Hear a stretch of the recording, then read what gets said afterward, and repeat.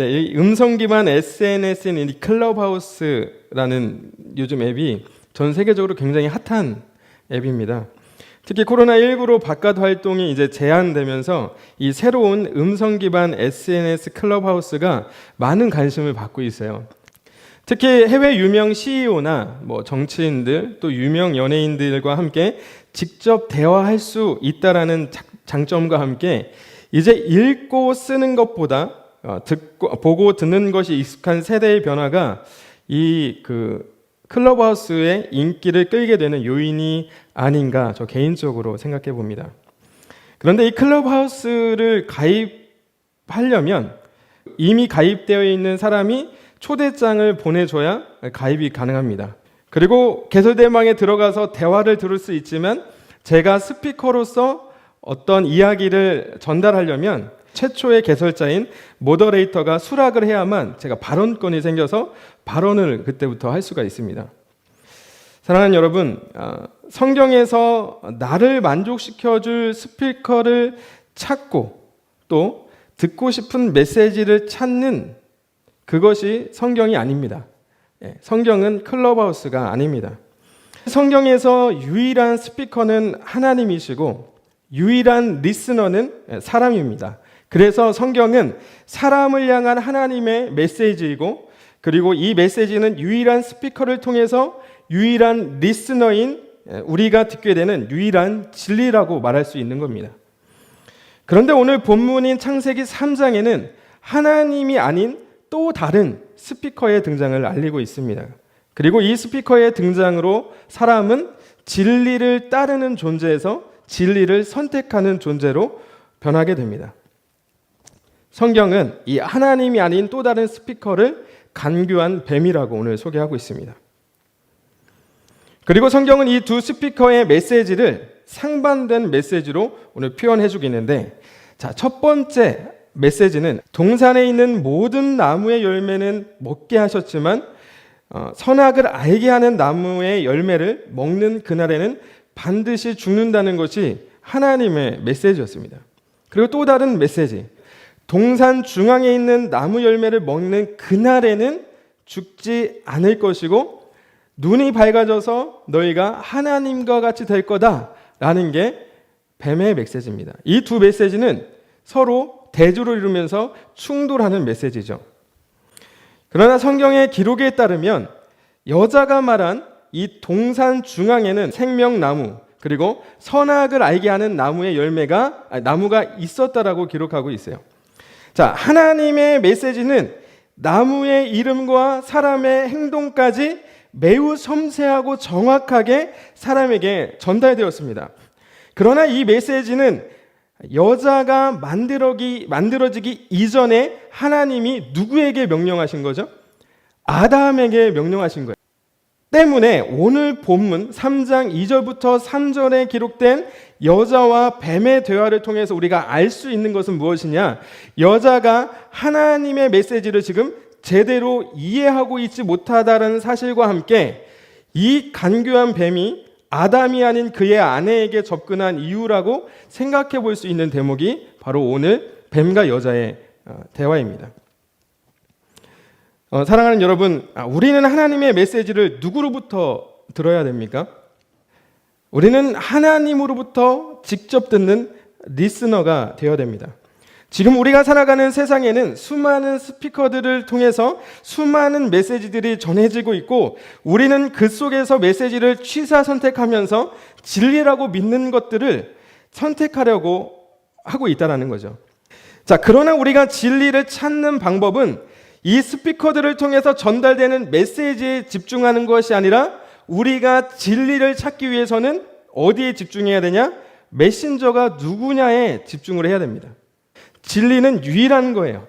사람에게 유일한 스피커이신 하나님의 메시지를 듣는 것, 사람을 향해 끊임없이 말씀하시는 하나님의 음성을 추적하고 집중하는 것, 그것이 진리를 찾는 유일한 방법인 줄로 믿습니다. 메시지는 사람을 움직이게 하는 능력이 있습니다. 그래서 이 메시지를 전달해주고 있는 메신저가 누구인지가 그래서 아주 중요한 거죠. 사람은 선악을 알게 하는 나무의 열매를 먹기 전이나 먹은 후에나 똑같은 벗은 상태였지만 선악을 알게 하는 나무의 열매를 먹은 뒤에 그들은 벌거벗은 부끄러운 것이다라고 하는 기준이 생깁니다. 자, 그런데 선악을 알게 하는 열매를 먹은 그날 죽는다고 했어요. 그날은 어떤 날입니까? 심판의 날이에요. 먹으면 죽는 날입니다. 자, 먹은 그날, 성경에는 그렇게 표현해요. 그날, 그때에 하나님의 소리를 듣고 사람들이 하나님을 피해 동산 나무 사이에 숨었다 기록합니다. 하나님의 소리는 우리를 두렵게 하는 소리가 아니에요. 분명 우리가 두려워해야 되는 소리는 뱀의 소리입니다. 그렇죠? 그런데 뱀의 소리를 선택한 사람들은 하나님의 소리를 두려워하게 되었다는 거예요. 그리고 다시 하나님은 아담에게 질문합니다. 누가 벗었음을 알렸느냐? 먹지 말라 명한 나무의 열매를 먹었느냐? 다시 아담이 대답해요. 하나님이 주셔서 함께 하신 여자가 열매를 주어서 먹었습니다. 여러분, 이 죄를 범한 아담이 자신의 잘못과 죄를 지금 누구한테 돌리고 있어요? 하나님께 돌리고 있어요.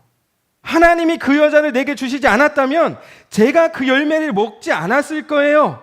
라는 지금 뉘앙스인 겁니다. 우리가 하나님께 돌려야 하는 것은 나의 실수와 잘못이 아닙니다. 그렇죠? 우리가 하나님께 돌려야 하는 것은 영광입니다. 영광. 이제 하나님은 다시 남자에서 돌이켜서 반대로 여자에게 이렇게 질문합니다. 내가 어찌하여 이렇게 하느냐? 하나님은 여자의 대답을 듣고 난 뒤에 곧바로 뱀을 저주하세요. 사람에게는 저주가 아니라 복음을 약속하십니다. 그것이 원시복음, 원복음이라고 하는 창세기 3장 15절 말씀이에요. 여자의 후손은 너의 머리를 상하게 할 것이요 너는 그의 발꿈치를 상하게 할 것이다. 여러분, 여자의 후손으로는 메시아에 대한 최초의 언급이자 예언의 말씀이요, 약속하신 겁니다. 이 메시아는 뱀의 머리를 공격하여 완전하게 승리할 것을 말씀하십니다. 그러나 메시아는 이 공격으로 인해서 발꿈치가 상하는 상처를 입게 돼요. 이것은 바로 예수 그리스도께서 당하시는 고난과 죽음을 의미합니다. 여러분, 하나님의 메시지에 선악을 알게 하는 나무의 열매 먹는 그날은 분명 심판의 날입니다. 그런데 이 그날에 대한 심판날에 대한 메시지가 극명하게 달려요. 하나님은 그날 너희는 죽는다고 얘기했지만 뱀은 죽지 않을 거라고 얘기했어요. 근데 인간에게 가장 매력적인 소리는 어떤 소리입니까? 죽는 겁니까? 죽지 않는 겁니까? 그날 하나님은 아담과 하와를 찾아오세요. 반드시 죽으리라고 하는 약속이 이루어졌을까요? 이루어지지 않았을까요? 당장 죽음을 맞이하진 않았지만 사람은 하나님과 단절되는 영적 죽음과 함께 영원한 존재에서 육신이 죽게 되는 유한한 존재가 되었어요. 에덴의 동산에서 내보내시면서 무화과 나무 잎으로 만든 치마를 벗기시고 가죽옷을 지어 입히시면서 내보내십니다.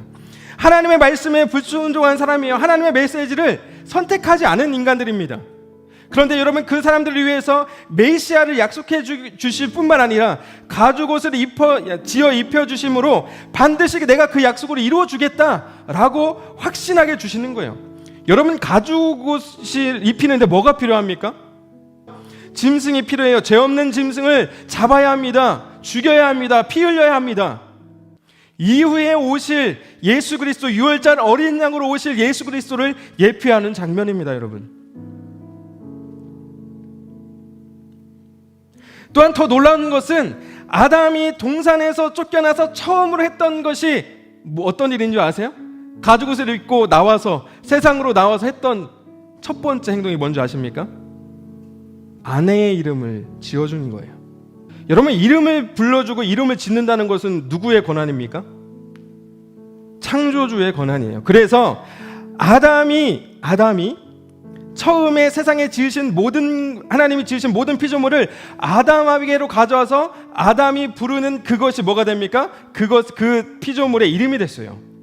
창조주만이 할 수 있는 고유 권한을 지금 누구한테 주신 거예요? 아담에게 줬어요. 왜 줬을까요? 하나님의 대리자로서의 인간을 지으신 목적을 하나님께서 보여주시는 거예요.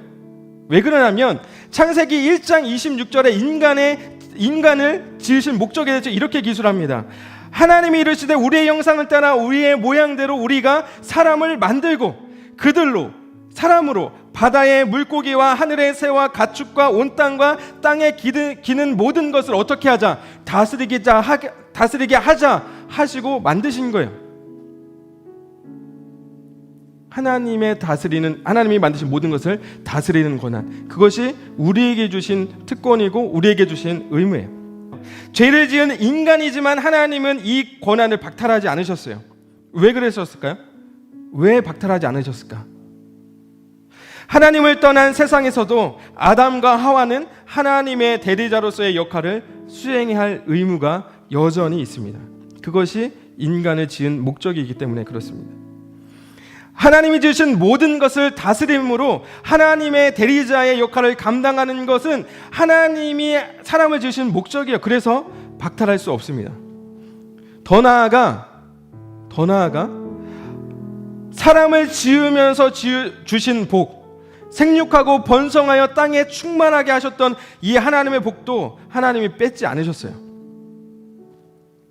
이제 아담과 하와는 하나님이 없는 세상에서 하나님을 기억하고 하나님의 약속을 기억하고 하나님의 영광을 드러내는, 하나님이 주신 복과 하나님이 주신 책임과 모든 것을 다해서 하나님의 영광을 드러내는 책임을 갖고 있는 겁니다.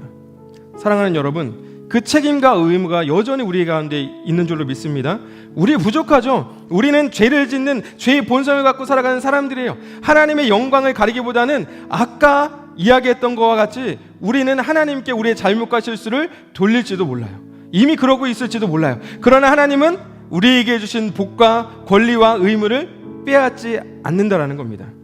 여전히 우리에게 소망이 있고 하나님은 그렇게 살기를 원하고 계신 줄로 믿습니다. 그래서 여러분, 하나님은 늘 우리에게 심판을 말씀하시지만 우리에게 늘 회복을 말씀하시는 거예요. 우리에게 죽음을 말씀하시지만 우리에게 구원을 약속하십니다. 그것이 요한복음 3장 17절에 나온 것처럼 하나님이 그의 아들을 이 세상에 보내신 것은 이 세상을 심판하려 하심이 아니요 뭐 한다고요? 구원을 얻게 하려 하십니다. 아멘. 여러분, 이제 우리가 이 고난의 시간들, 사순절과 고난주간 모든 것을 다 지나서 이제 부활의 주님을 우리가 볼 텐데, 그분이 오시는 목적을 우리가 이 부활절 이전까지 깊이 한번 묵상해 보세요. 그러면 하나님이 주신 은혜가 우리 가운데 정말 충만하고 또 나에게 주신 책임과 감사와 기쁨으로 바뀌게 될 줄로 믿습니다. 더 이상 부담스러운 것이 아니라, 하나님의 음성에 더 이상 두려운 것이 아니라 우리의 기쁨과 평안을 우리에게 허락하실 줄로 믿습니다.